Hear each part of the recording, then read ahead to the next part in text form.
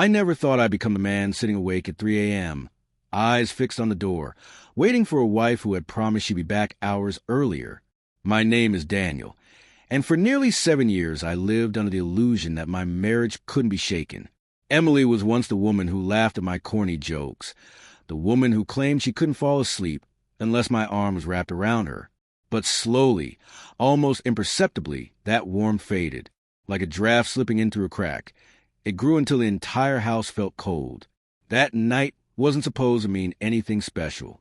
Emily had said she was grabbing drinks with her co-workers after a long week. I didn't protest.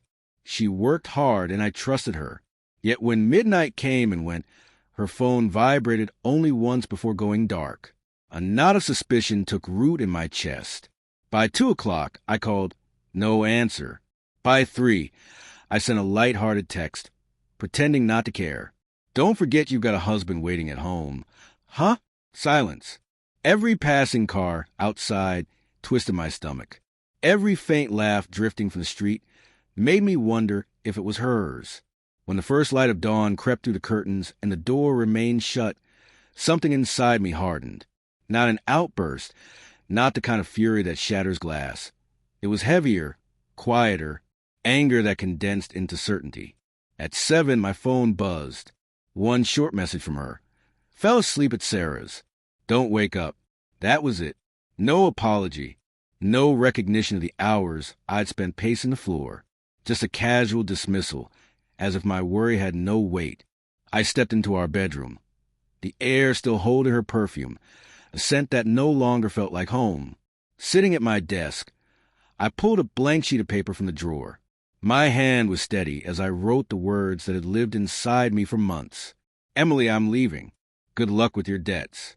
I folded the page and set it neatly on the kitchen counter, beside a half-empty bottle of wine from 2 nights earlier. As I did, memories surfaced.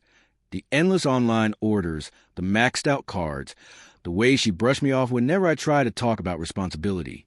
She always told me, don't worry, Daniel, we'll figure it out. But we had become me. Me working late. Me juggling overdue bills. Me plugging the holes left by her spending. The truth was, Emily hadn't just been absent that night. She had been absent from our marriage for a long time. Absent from our plans. Absent from me. I packed quietly. Shirts, jeans, the essentials. No slam drawers, no theatrics.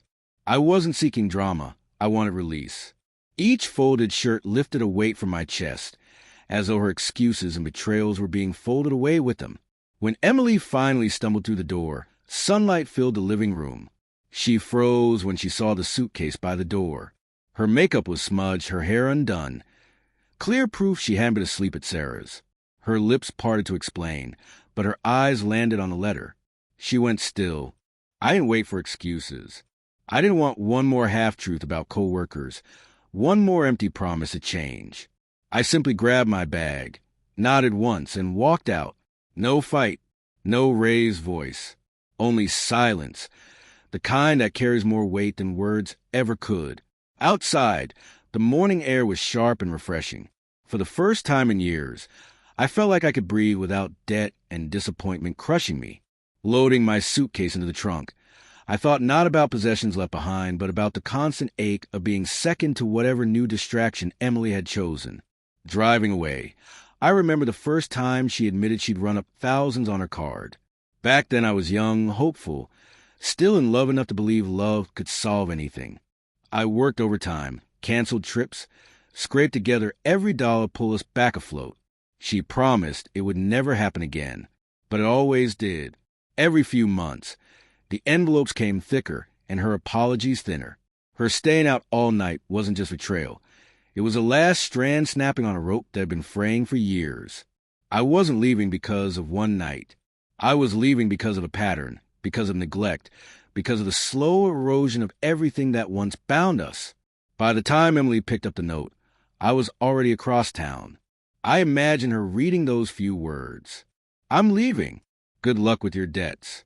There was no malice in it, only clarity. For the first time, I had drawn a line. For the first time, I had said enough. The days that followed passed quietly. She never reached out. Maybe pride silenced her. Maybe she finally realized there was nothing left to save. Friends asked what happened, and I didn't soften the truth.